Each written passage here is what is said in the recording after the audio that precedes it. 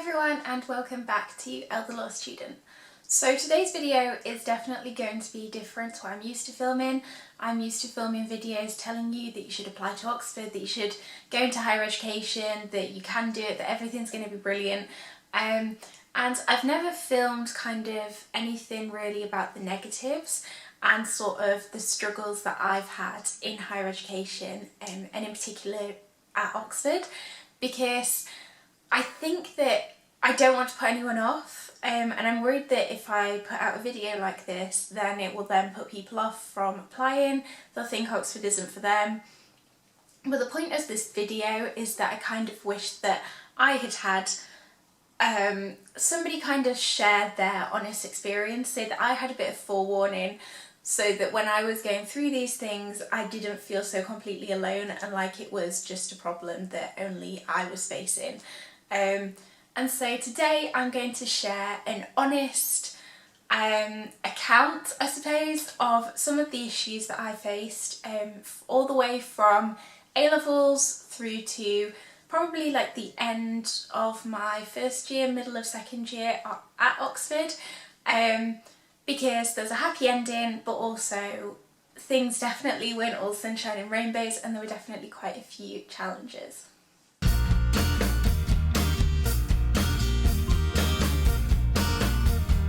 Thinking about what I wanted to speak about in this video, I thought that it was probably best to start with my A-levels.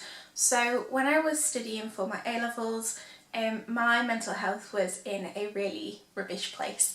I had been taking tablets for anxiety and panic attacks since I was about 13 years old, but the problem was I had some help at school in terms of sort of counselling kind of thing, but I was told that I was kind of too complicated for the in-school pastoral team to help me, which is perfectly reasonable. You know, it was more serious than what they were kind of used to dealing with, which was typically if people's parents got divorced or just kind of mild disruptive behaviour or exam stress or those kind of things.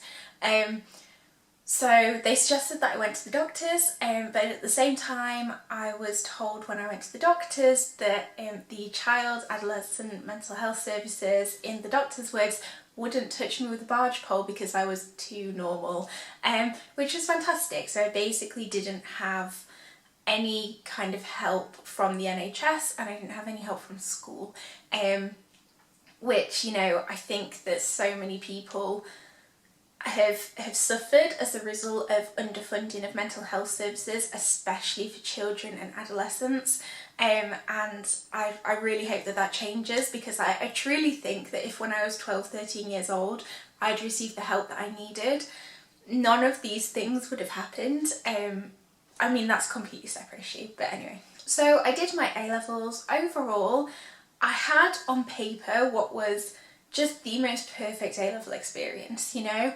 I did my AS levels, I came out with 3 A's, I ended up being top of my year group, I think in all 3 of my A-level subjects, and if not top, kind of very, very close to top. I was head girl, I ended up being prom queen, I got involved in loads of community projects, I had a part-time job, I was on track to get 3 A stars, plus an A star in my UPQ.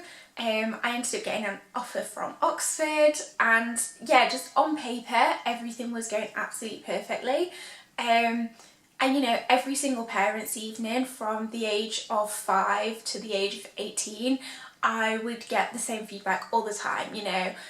Elle works super hard, pleasure to teach, keep it up. This kind of really reinforced one of the key problems I had, which was basically being addicted to working. I was kind of working so hard, you know, I would get to school at about 7 AM, I would leave school at about 7 PM, and then I would do my own work. I would also work at home.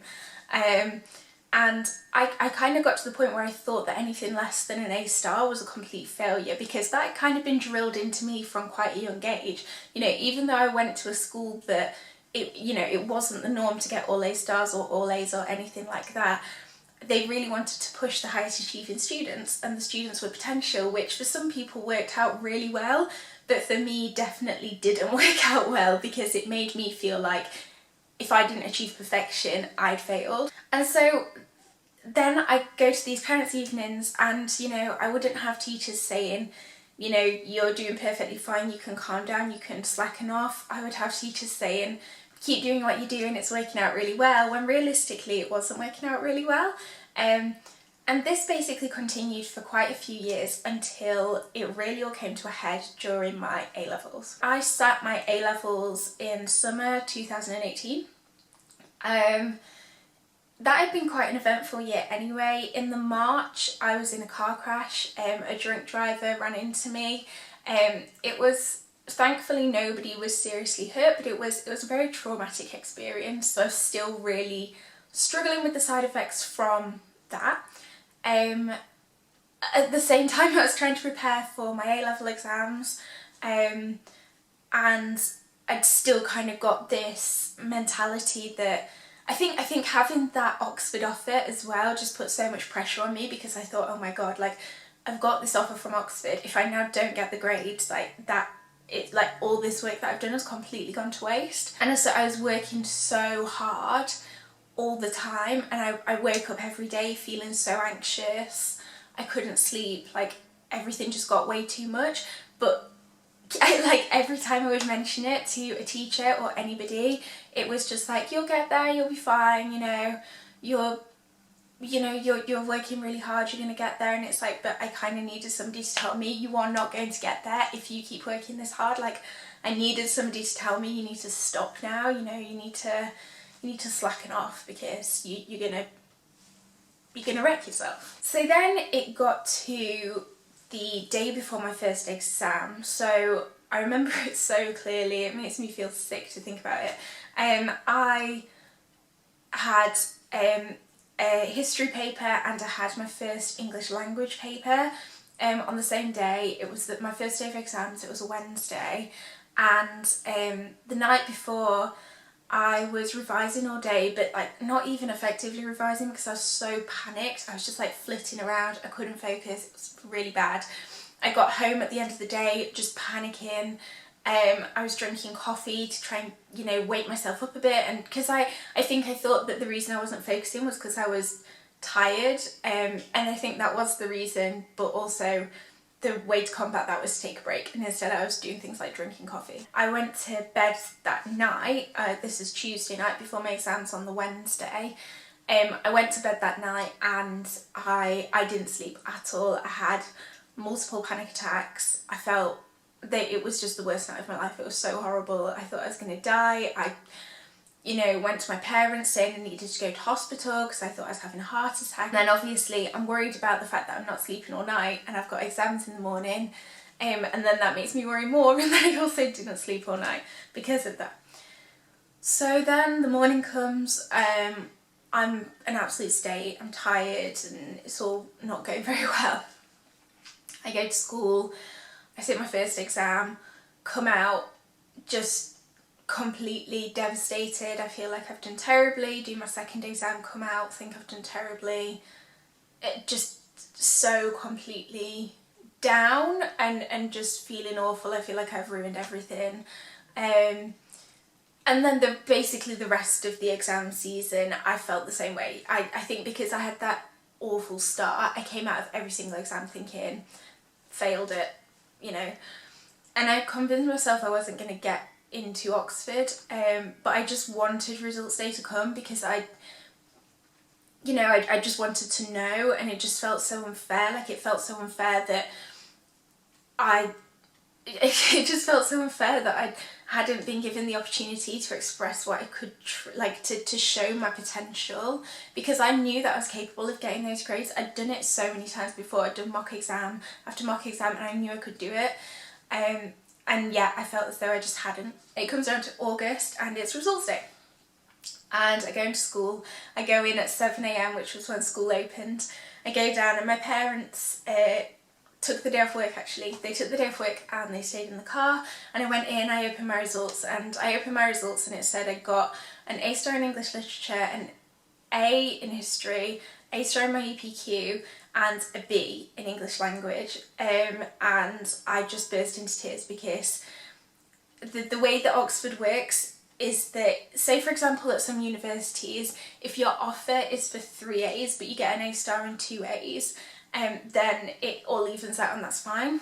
But that's not the way that Oxford works. So even if you get 2 A stars and a C, then that doesn't even out to AAA like it might at other places. And bearing in mind EPQ doesn't count towards those, it basically meant I got A star, A, B. I open up UCAS and it says on there that I'd got into Oxford, and I was just, sorry, I feel so emotional talking about this. It said that I got into Oxford, and the first thing I did was I tried to find my head of sixth form. I was like, is there a problem with UCAS? Because every single year I'd heard all of these stories about like UCAS sending out acceptance emails when people had actually been rejected and all of these kind of things. And they said, no, I don't think so. And so then I phoned up Worcester College, and I spoke to the admissions officer at the time. She was lovely. She said, no, I recognise your name, you're definitely in. The tutors were really impressed with your interview and your application, so you're in. I actually ended up getting my paper remarked. I was in a situation where I was fortunate enough to be able to afford that, because I know that so many people aren't, and I think that that is a huge problem with access to education, because private schools tend to automatically put papers in for a remark when students don't meet their predicted grade. I was able to afford to have my paper remarked, so I had it remarked. My English language paper actually increased by 40 marks, which meant that I got a high A rather than a C. Like in one of my papers I'd basically been given a low C, and that low C went up to a high A. And that took up my overall grade. So I actually not only met the grade requirements but exceeded them. But I think in some ways I kind of felt like, I always felt as though I was a bit of a charity case, almost as though I didn't really deserve to be in Oxford, because I was like, I feel as though people there will have got all A stars and, you know, I'm just not going to be good enough, and I have to really prove myself once I'm there, because I need to show them that they didn't make the wrong decision by letting me in. And in hindsight and knowing everything I know now, it doesn't matter. Like, in fact, it's such a compliment, you know, the fact that despite initially thinking that I hadn't got the entrance requirements, I was still offered a place. That's crazy. I arrived in Oxford and nothing too tumultuous happened between August and October when I arrived. Obviously kind of everyone's a bit emotional when they first go to university, but I was excited. I thought it was going to be great. And then Freshers Week happened. If you've not seen my Freshers Week video, maybe head over there. But basically in Freshers Week, we were given work immediately, with a very short turnaround. So I had under a week to write 2 essays. That was stressful. In hindsight, I really should have kind of just scraped through those essays, because they were never going to be good. Realistically, your first essays at university are not going to be good. Like, you don't know what you're doing, you don't know the topic at all. It was never going to be good, so I should have just kind of written something and submitted it, but I did not do that. I, was working all hours to try and make these essays good when they were never going to be good.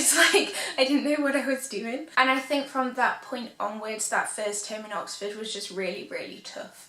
I remember leaving my first tutorial with my constitutional law tutor.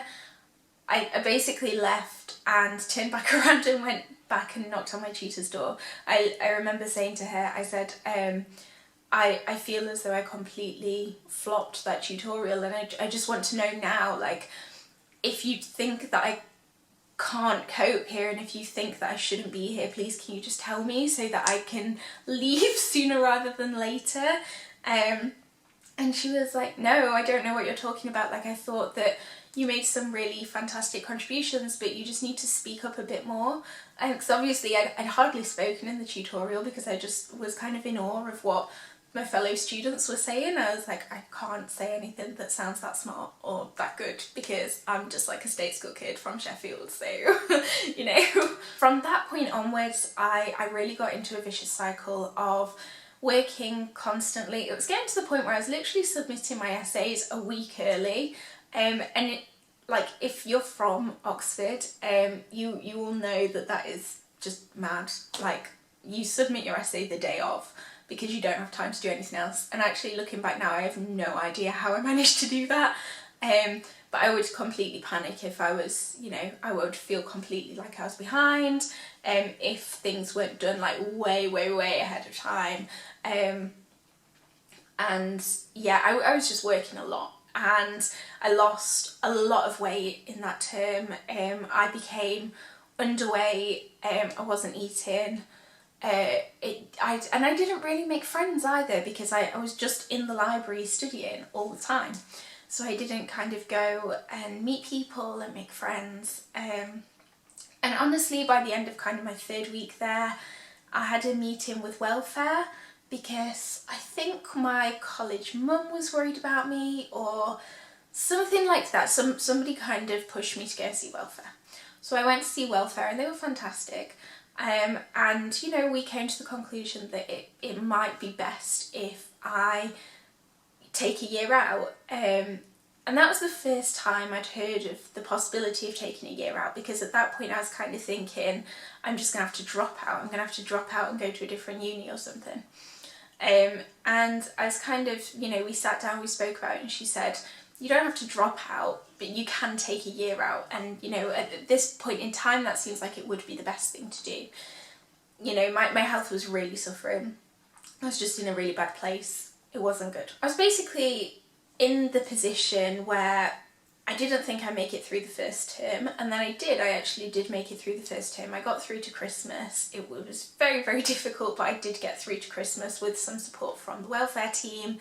And I got to the point where basically what I would do is every day I would make a diary of what I'd done that day, and then at the end of the day I had to submit it to the welfare team, who would then kind of review it, and we'd have chats quite often just to make sure I wasn't working too late and getting up too early and all this sort of thing. So my day was kind of being micromanaged, but I really appreciate that. I really appreciate that welfare went above and beyond for me. So I got to Christmas, and basically the plan was for me to not go back after Christmas. The plan was, it wasn't completely finalised, but we were most of the way there. It was basically, the idea was that I was going to send an email when I'd made my decision that I wanted to take a year out, and I wasn't supposed to go back after Christmas.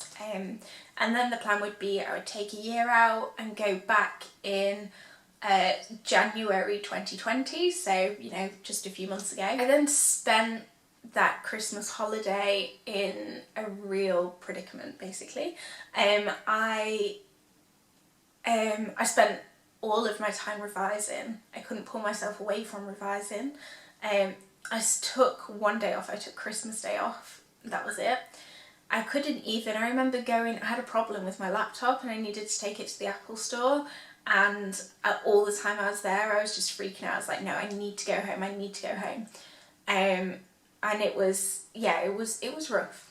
My parents were very supportive, and we came to the conclusion that the best thing to do would be for me to have some counselling sessions whilst I was back up in Sheffield. Sorry, my phone's just dropped.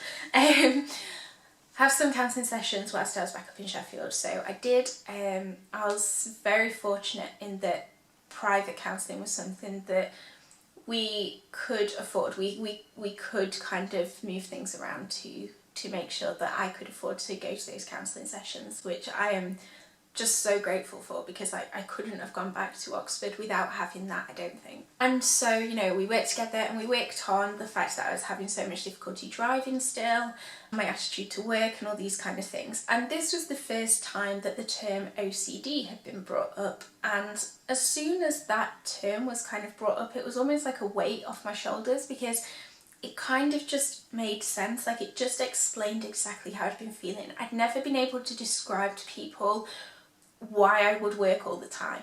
You know, it wasn't just kind of I'm scared of failing. It was just like I was kind of, and looking back now, I was so obsessed and can still get so obsessed with working. I know a lot of people don't like labels, but for me, having that label made things make a little bit more sense. And that was really helpful. So I revised for all of that time across the Christmas holidays, and I basically came to the conclusion that okay, I'm going to go back, but I'm going to go back for a week or two, and you know, then I might leave. And so I went back for a week or two because I'd done all of my revision for the mock exams when we got back after Christmas, so I thought, well, I might as well sit those. And then I did a bit more work, and it was like, well, I've done all of my work for this next set of mock exams, so I might as well do those. And then before I knew it, it got to the end of term and it was my first year exams, and it's like, well, I've done all the work for these exams, so I might as well do those. So I did those exams. And then it got to Easter, and Easter I didn't actually have any work to do because I'd done my exams.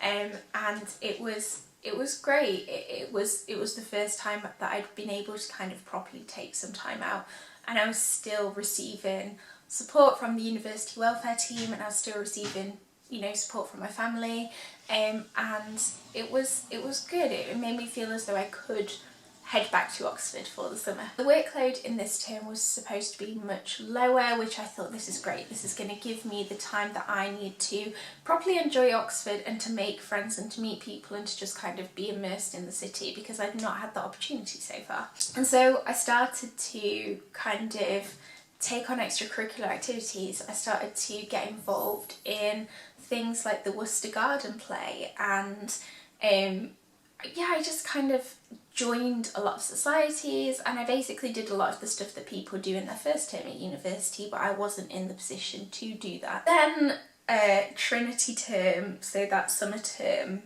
really didn't go to plan at all. So I was studying contracts law, and my tutor wasn't from Worcester, and they were from a different college. I won't mention the college because I obviously don't want to kind of give away who the tutor is, but I had a less than pleasant experience with them.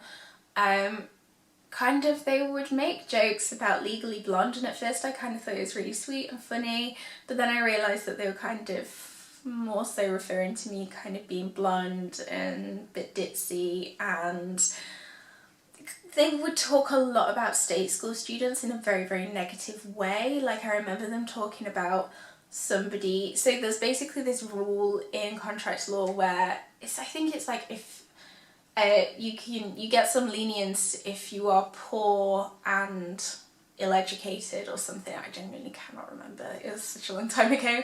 And they like created a problem question that was about somebody who went to a state school and lived on a council estate, and it's, you know, I made that kind of comparison, and I was just a bit like, wow. I then got to the end of that term, and my report was shocking. The tutor had said that I hadn't worked very hard. They were like, she has 2-1 potential, but only if she actually makes an effort. I remember my Worcester tutor, I had a meeting with my Worcester tutor like we do at the end of every term, and he threw the report on the floor and he was like, this is stupid, I'm so sorry this has happened. Because obviously this tutor and all of the Worcester tutors knew me and knew my experiences. And it was tough because as well, this particular tutor, like, I had struggled with contracts law, but I'd also asked for help. I also sent emails saying, please can you send me extra reading because I don't understand this topic, and there were no lectures on that series at the time as well. So I asked for extra help. I would get responses saying, no, I'm too busy, from this tutor. And yeah, I just kind of increasingly was just made to feel so stupid and just like I wasn't working hard enough when I was still working really, really hard. I was working really hard. I was better prepared, like I was in a better mental place to deal with that, because if that had happened in my first term, I would have been gone and not coming back. But I struggled. My confidence took a huge knock. And it was bad. It was a really, really difficult time, and I spent that summer feeling awful. I found that summer feeling so terrible. And it even impacts me still today. Like, I still can't shake that tutor's report off, and the way that that tutor perceived me, and the way that he thought that I wasn't trying hard enough, because I feel as though that is one thing that you can't criticise me for. Like, I tried bloody hard, and so it must just be that I'm incredibly stupid for somebody to think that I don't try hard, because I'm trying so hard. If things look a bit different, I've just had to switch over my SD card because I ran out of memory. But yeah, I then went through that holiday really feeling like I had to prove myself. I just didn't feel fantastic, understandably so.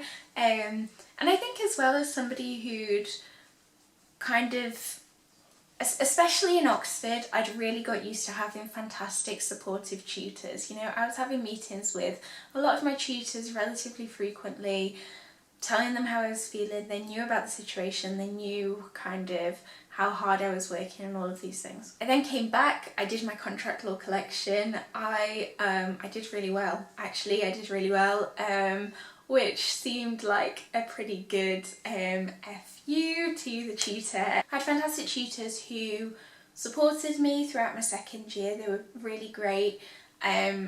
Didn't have to have any other tutorials or anything with the same tutor that I'd had some problems with. The kind of feedback from that tutor did still negatively impact me, and to some extent it still does. It really, really knocked my confidence, which some people might sound daft, but that's just kind of how my brain is wired.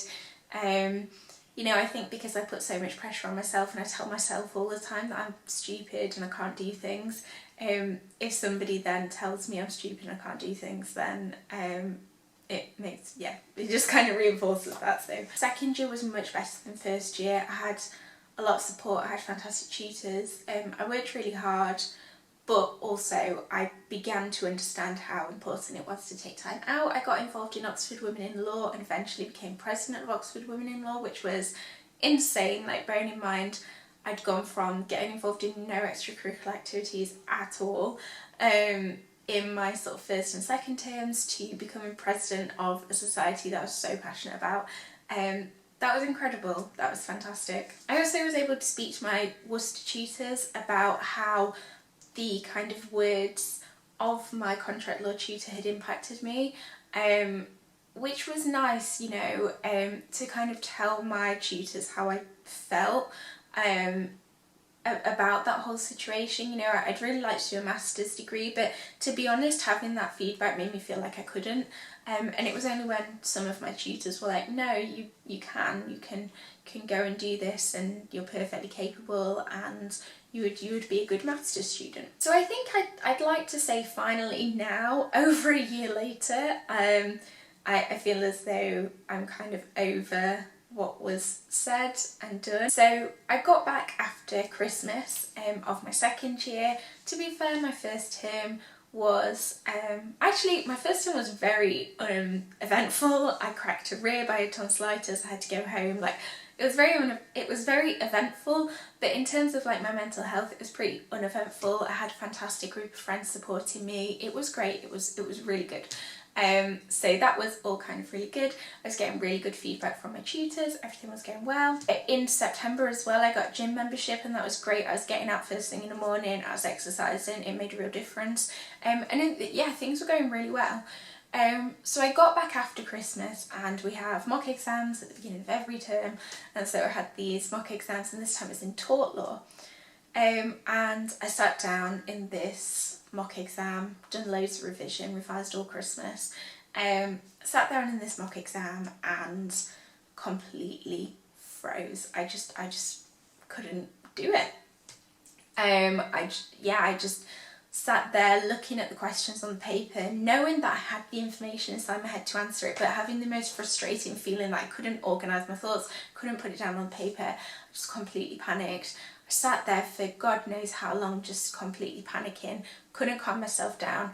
Like, in hindsight, I could have left the room. It's a mock exam, like, it doesn't actually mean anything. I could have left the room, could have gone outside to cool down, like, I could have done all of these things, but I didn't. I just stayed there, sat there for 3 hours, and it was pretty shocking, you know.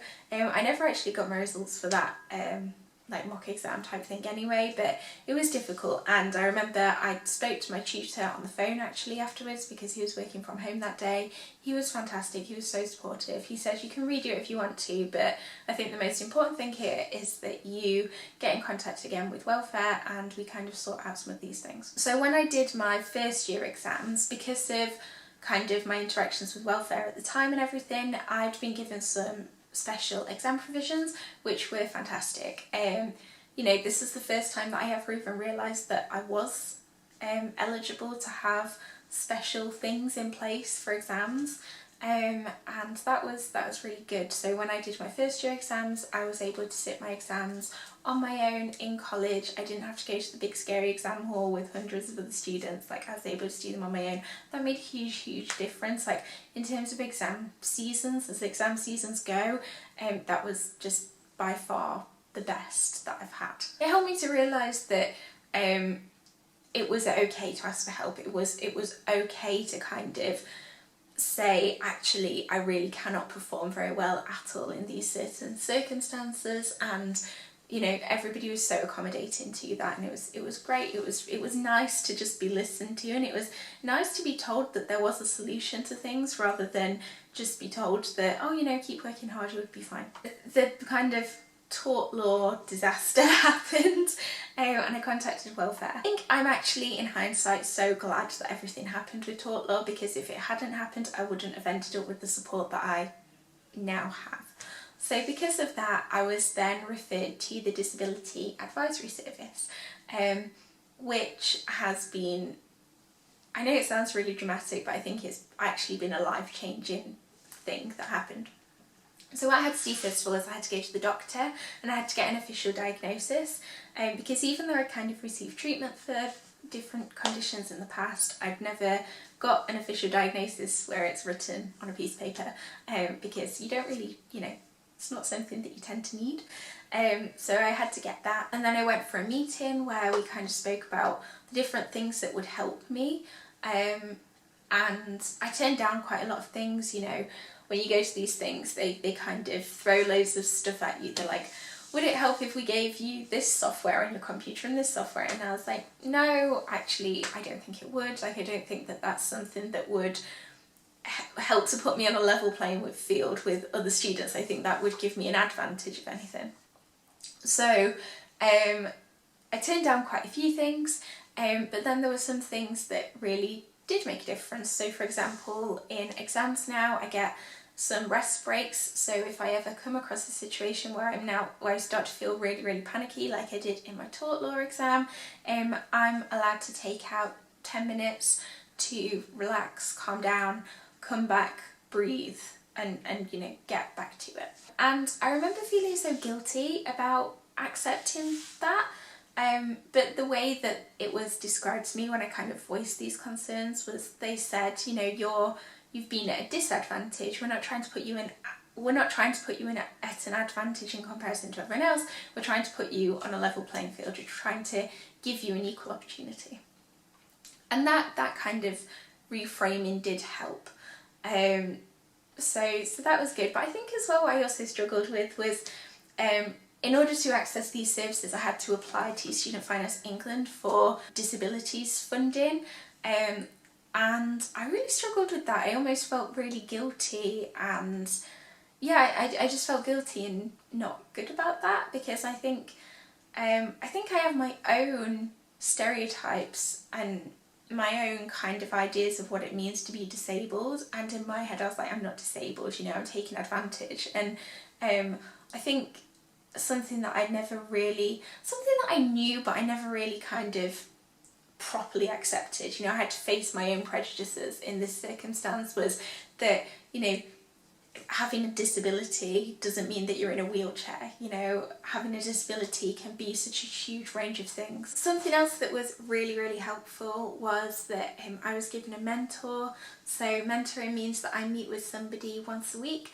and we go through how I can improve my studies, basically. So it's not like counselling or anything. Mentoring is more focused on an academic point of view, exam technique, and how I approach essays and how I approach student life and all of these things just to make sure that I'm doing okay and like I've got effective coping strategies for approaching all of these things, and basically finding ways to reduce stress in my life and finding ways to make sure that I'm not kind of letting obsessions take over.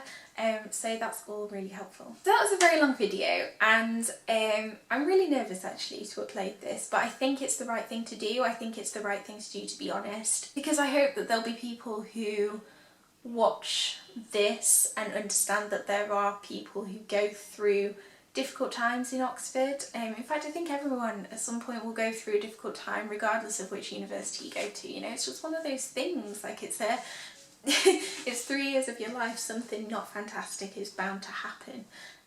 But I wanted to share this to kind of let you know that it's okay to not feel as though you are kind of worthy of being at university, and it's okay to feel like you're lagging behind, and you know, sometimes tutors get the wrong impression of you and all of these things. Like it's okay to face difficulties, and also just kind of to show that there are people who can help, and you have to let them help you. You have to accept their help. You also have to accept that it tends to be their job to help, you know.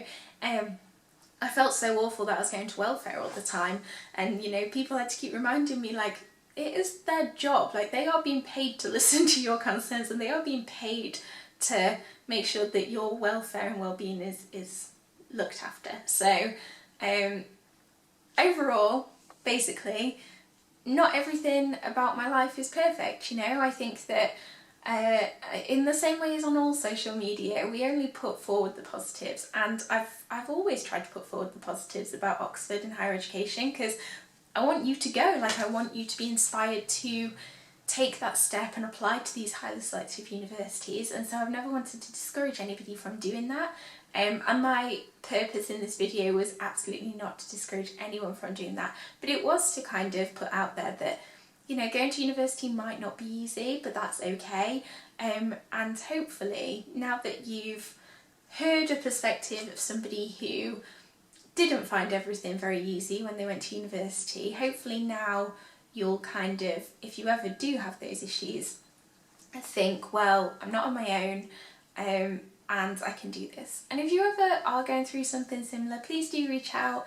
I'm always more than happy to receive some messages, and sometimes as well I think that you don't want to kind of bother your friends, you don't want to make them worry, so yeah, if that's you and you want to reach out to somebody who I suppose is relatively a stranger, somebody who isn't quite as involved in the situation, then please do just drop me a message on Instagram. Not that they're going to watch this, or my friends might, but I want to say thank you so much to my friends, to my family, to welfare at college, who were just insanely good, to the Disability Advisory Service, to Cade, to my tutors. Oh my god, my tutors were fantastic. They were, like, they just went so above and beyond to make sure that I was okay. You know, I didn't think that I would make it through even half of my first term in Oxford, and now I'm getting into my final year, which is pretty scary, but exciting. It is exciting. I hope you found this video interesting and it kind of showed a slightly different side to me. I will see you soon.